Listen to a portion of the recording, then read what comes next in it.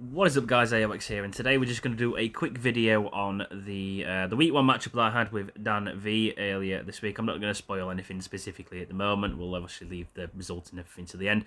Apologies in advance. I'm a little bit unwell at the moment. I've got a bit of a cold, so you might be able to tell my voice and things like that. But anyway, we'll just crack on with this. So, week one, obviously, I'm quite familiar with this team and everything else. There is a few things I just need to sort of make aware of to start with. Obviously, these are the updated teams. There was a few trades in week one. So, Quackleval, Electros, and Mascarin in week one would have been Scizor, Larvesta, and can't remember what I swapped out in Z. I'm not too sure. Dan V's team, they did originally have Dragapult, and they did originally have Sableye, and they obviously changed to the two I mentioned above. So week one, obviously, just a few considerations to specifically make there. Now, from a week one matchup, one thing is for sure that obviously, before I made the trades and things like that, my team does struggle. I did actually mention this when I did the sort of episode on the team reviews and things like that. The Corviknight is quite a difficult Pokemon to face if you haven't got the tools sort of necessary for it. My team hasn't got great tools for Corviknight. Now, I mean, outside really of sort of like Thunderbolt on Iron Valiant or like Fire Punch on it or some sort of tech move like a Terra Blast somewhere on the team, I haven't got great tools into Corviknight, so it is something that I do sort of, need to keep myself aware of. What I do know is just before they obviously changed him, my team is quite good. Iron Valiant specifically, I think is going to end up being the MVP here, just because it's good into Dragapult, it's good into Sableye, it's good into Zorak. It's quite good into Gardevoir. I think it's good into basically almost everything on the team, with the exception of the Corviknight, outside of tech moves and things like that. So I think we are definitely going to be bringing the Iron Valiant here. I've got a feeling they are probably going to prep very hard into the Psy Spam mode on this team, so I do expect some sort of trickery surrounding that. What I was sort of expecting them to bring was, basically the top six is sort of what I were expecting them to bring. I didn't really see Stonjourner, Chloritza, Pyro, or Venonat specifically. Maybe Venonat, just for obviously some redirection and things like that. But I really sort of expected them just to kind of bring the top six. What I do feel like that they was going to do is, I think they were not going to prep. I think they were going to focus too much on the side spam mode of this team and not enough on sort of the Tailwind offense elements, like specifically Tailwind Bramblegast. As I already explained, gets a +1 from Windrider, gets the Terra Ghost, gets a stab boost from obviously that and Poltergeist. That is something that obviously they may or may not be aware of or have prepped into. I'm not too sure. I've got to be honest, I did watch his video. He preps a hell of a lot harder than I do. I had a look at that document. I didn't even know how to use it. I didn't even really sort of specifically look at speed tiers or anything. I've got a reasonably good idea of speed tiers and things like that. So I just sort of had a rough guess and threw it together in about 5 minutes. That's not to say anything bad about him, but I kind of just threw my team together in about 5 minutes. So it is what it is. I should prep a lot harder, but I just time's precious and things like that. But yeah, I do know for a fact that Iron Valiant is just going to be a big MVP on this team. I am sort of on that basis intending on bringing the Fletchinder, Bramblegast, Indeedee, Scizor, Iron Valiant, and I believe I had the Espeon. I didn't actually use it in the back there. I say a few things to note. I was a little bit, unsure maybe of bringing the Psy Spam mode. I'm still going to bring it anyway, but obviously, Gardevoir's got Imprison, Expanding Force, and Trick Room.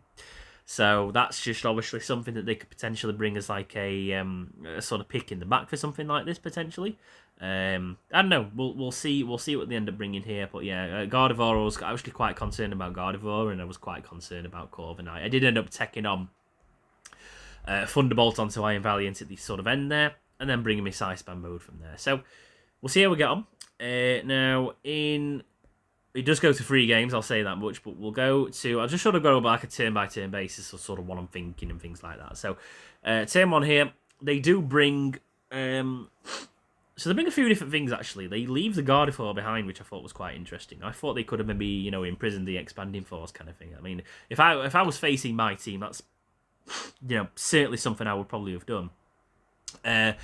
They bring 4 of what I was expecting, but they bring Pyro and they bring Jolteon. I mean, Jolteon makes sense. Obviously, it's base 130. It's faster than everything that's on the team. Pyro, I'm not too sure what they was attempting with that one, but we'll play that from turn 1. So, turn 1 here, they bring out the Dragapult and they bring out the Jolteon. So, I'm not sure what to expect from the specific lead. I do lead my Bramblegast and my Fletchinder, just to sort of, you know, seek out. I didn't want to lead the Saispam mode immediately, because I kind of figured that, you know, they might have had some specific counters into it. And you'll see later on in the video that they do have some sort of text into that, basically. Jolteon I wasn't too sure of. I mean, I wasn't overly concerned. I do know that Dragapult is a big damage dealer on the team, so my focus turn 1 is basically just get rid of Dragapult. I didn't know whether this might be the Zoroark in the back or not. I'm not too sure. I just kind of assumed, you know, it was the Dragapult, and, you know, we'll just take that out turn 1. So Poltergeist from this thing's very strong. I think even with a neutral or a resistant Terror, Dragapult's quite weak on the defensive side. It's going down to a Poltergeist from the Bramblegast here. So we do Terra Ghost, we do Tailwind, we get the +1, and it does turn out to be the Zoroark in the back. And then Jolteon does go for a Electro Web, so it does drop the speed of the Bramblegast. So that is obviously, you know, just something to be aware of. Now, I don't have Shadow Sneak on this particular set. So, you know, if I had a Shadow Sneak there, what I could have potentially done is just Shadow Sneak the Dragapult, but I don't have that. So what I'm going to do, just to make sure I sort of maintain the priority on the Tailwind turns and things, is switch out into my Indeedee Mail. And we're going to get the train up. And obviously what I'm going to attempt to do here is burn the Dragapult. Mainly because, you know, it's going to be the main damage dealer, and we just want to make sure, you know, anything that switches in can tank. Basically what comes in there. So we're stopping the Indeedee. They do Terra Steel, so that obviously just confirms that. We do unfortunately miss the Will-O-Wisp, and they do get yawned by Jolteon. So we kind of figured that, you know, Jolteon is going to be a supportive set. But yeah, we do get yawned there. So yeah, Jolteon is going to be a supporting set, and we do now have the Tailwind advantage here. I didn't know, I mean, it wasn't obviously a Life Orb set, so I'm kind of thinking to myself, maybe it's like a Banded set with Dragapult, maybe, I'm not too sure. That would be my next assumption if it weren't Life Orb. It does tend to be, you know, something around that. Jolteon's obviously a supporting set, whether that's Trick Room or, not Trick Room, Focus Sash or something like that, potentially. So what I'm thinking here is, okay, I'm in a position where I don't think they can do anything. I'm not sure if the Dragapult has Tailwind or not. Again, I'm just going to target down at the Dragapult. And then we're just going to Expanding Force with the Indeedee, just because I don't really have anything better to click there. So Jolteon actually takes that better than I expected.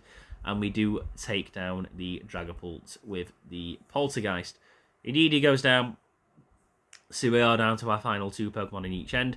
Now, I did maybe, you know, misplay this slightly.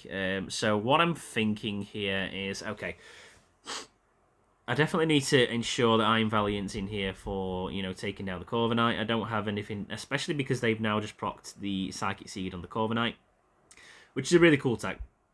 I was expecting something like that, so they are going to... So what I'm thinking with Corviknight is, okay, what set is this going to be? It's like an Iron Defense Body Press. Is it going to be like a Tailwind, sort of like Iron Head type thing? I'm not too sure. I just want to get rid of the Jolteon just to make sure it's off there. Now, what I should have done here is I should have just clicked the... what move is it now? Not Woodhammer. Power Whip. There we go. Should just click the Power Whip after... I know for a fact I'm going to take out the Jolteon. Unfortunately, I didn't do that. I ended up clicking Poltergeist again. So we're going to take out the Jolteon there. Crit did not matter. And Poltergeist fails due to Corviknight having no item. And it does go for a bulk up set. So what I'm thinking is maybe like a bulk up roost sort of set and go from there. So now I'm staring down a +1 defense Corviknight, which is not fun. And I can only hit this thing with the Power Whip from the Brambleghast. So I'm going to need to make sure I get as much damage as possible off on the Corviknight. Terra's already burnt, so we can just freely click the Thunderbolt into this thing. And thankfully, between Thunderbolt and Power Whip, it is a two-shot, and my Iron Valiant does live the Iron Head as well. So, a couple of key things to note here. Number one, that's a really, really bulky Corviknight because it did... it tanked that fairly well. I mean, I know it was +1, but it tanked the Thunderbolt fairly well. I don't think it's got much attack investment because that was a +1 and that didn't even KO the Iron Valiant there, which is interesting. So that's interesting. It's also quite slow as well because that was a -1 speed Brambleghast. I've got the pace somewhere. I'm not sure what speed stat I was running on the Brambleghast, but yeah, that's going to be like close to like not much speed at all on the Corviknight there. So what I'm thinking is okay. Second game, let's see if we can sort of run it back by the exact same leads. I'm not thinking too much about that sort of. It's down to them ultimately to counter the lead that I'm going to bring out. I may as well bring out the same lead because it worked out the last game. So we'll see, rightly or wrongly, that's how I sort of saw this game, and we'll kind of go from there. So I do lead the exact same here. They decide to bring out the Sableye and the Corviknight this time rather than the Jolteon. So what I'm thinking is, okay, I'm fully expecting a Will-O-Wisp set from Sableye. Sableye is kind of one of them Pokemon where it can kind of be, a jack of all trades. I don't have to worry about Fake Out because I am Covert Cloak on the Fletchinder. So there's a few things I could do. I could taunt the Corviknight, stop it clicking Bulk Up and things like that. I could Will-O-Wisp it, or I could taunt the Sableye to make sure, in my mind, that it can't hit the Brambleghast with the Will-O-Wisp. So I do protect turn 1, and I think that was, kind of a mistake. It's difficult to obviously foresee these things. If I foresaw the kind of moves it went for, I might have clicked Taunt into the Corviknight earlier. I just protect the Brambleghast and taunt the Sableye. So, as it happens, they end up being a screen set, and they click the Bulk Up on the Corviknight. So I am already in a world of trouble on turn 1 here. I am not going to be doing much with the Brambleghast at all here. So literally turn 2, we are just going to try and Tailwind and then just hit it with as much damage as we possibly can. And as you can see, with Reflect and Bulk Up, I mean, that's still 37% damage even with all that. To be fair, with how bulky Corviknight is, that's not bad going actually. But yeah, I think we are, especially if it's got Roost and things like that. I think we are going to be struggling here. It does go for another Bulk Up, and Sableye does go for the knockoff, which unfortunately knocks off Brambleghast and gets rid of it. It is good to know that it does have that move, so that is just something to be aware of in the future. I'm trying to remember what I actually did. I don't know if I Wisp or taunted the...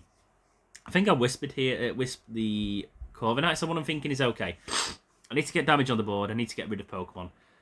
I'm just going to get rid of these side Pokemon. I know Sableye's not doing too much, but I do want to kind of get rid of it being annoying with knockoff and things like that. So we are going to Moonblast the Sableye and Wisp the Corviknight here. Sorry, I didn't do that. It looks like a fun... I must have confused that with a different turn. I'll go Thunderbolt here into Corviknight.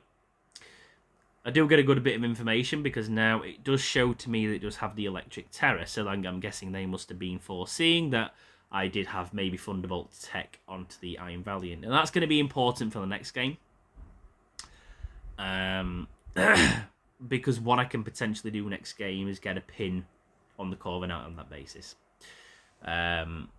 We do get the Wisp off. That's the part that got correct. And it does go for Roost to heal all the way back up. So yeah, that's just going to be that. Following turn, we do get rid of the Sableye. Well, I mean, we try to get rid of the Sableye. It lives on 1 HP. We do U-turn into that just in case we come into the Scizor here. It would have been a lot better, to be fair, if I did have the Quaquaval over the Scizor. But that's just obviously one thing to be aware of. So we have effectively lost this match. We get rid of the Dragapult, which is fine. There's still got another Pokemon in the back, and U-turn does not do much into the Corviknight. And then they get rid of the Iron Valiant there. So I am basically left with pretty much just Fletchinder. I mean, you could have potentially made an argument for Bullet Punch on the Zoroark there. It does live the Flamethrower, interestingly, so I am Assault Vest on the Scizor here. And they have Power Trip, which is very interesting. So that would tell me that it's okay. It's got a Iron Head and it's got Power Trip. So that would tell me it's not got any other moves on that side. And they do take out the Fletchinder to finish game 2. So, we're going to game 3 here. Now that I know that the Corviknight is the Electric Terror, and I know that they know that Corviknight is their best Pokemon to take out my team. Once I get rid of the Corviknight, I can roll through the rest of the team. What I'm planning on doing, and unfortunately, with all credit to them, they did sort of play exactly into the hand that I wanted them to. My idea here is, okay, I'm going to, instead of the Brambleghast lead, because they're now expecting they know what to do into that, I'm going to lead the Fletchinder, but also lead the Iron Valiant in the front. I'm going to leave Brambleghast behind, but I'm also going to go into my Sci-Spam mode. So I'm going to go Fletchinder, Iron Valiant, Espeon, and Indeedee on here. And what I'm going to attempt to do is lead the Iron Valiant and Fletchinder turn 1.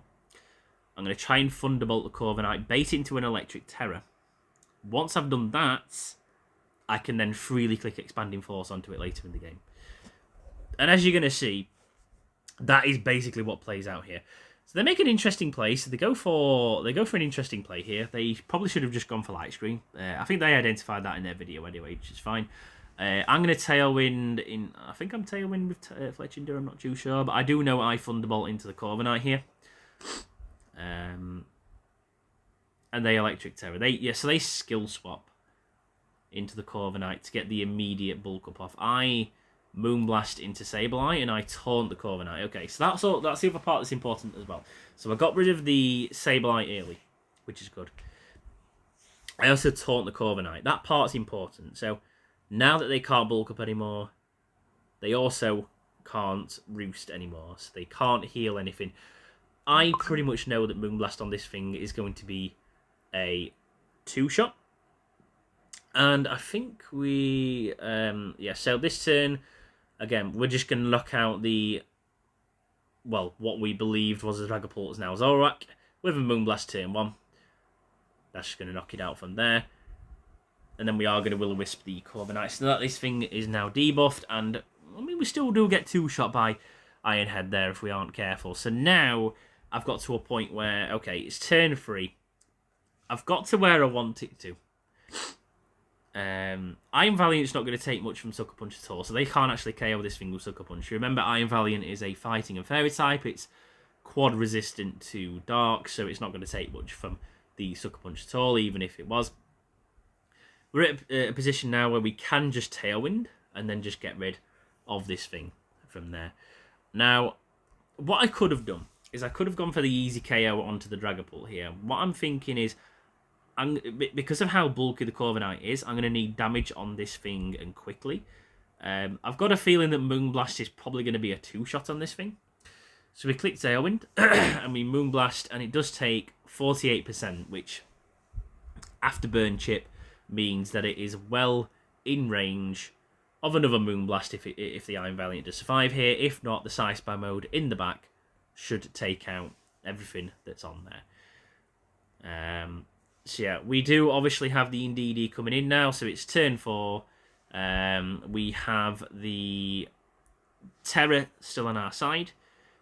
With +1 special defense, I wasn't sure if a raw expanding force from Indeedee was just going to do it. We do have the Terror Psychic on hand to knock that out.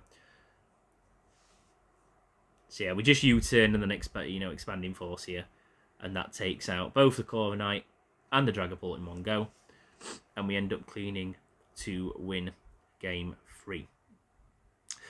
So that's that. Not much else to it. I didn't actually prep too hard. They had a very interesting team. I think they had like a Life Orb set on the Pyro, which was interesting. Just going back, I mean, if I was to make a suggestion, sort of what they should have done, I mean, ultimately their team was quite good. I would have probably swapped like Pyro or something out for Gardevoir, and I would have gone in Prison Expanding Force on that set.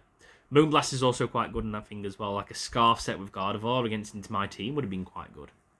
But yeah, we did identify correctly that Iron Valiant is the correct pick into the opposing team here.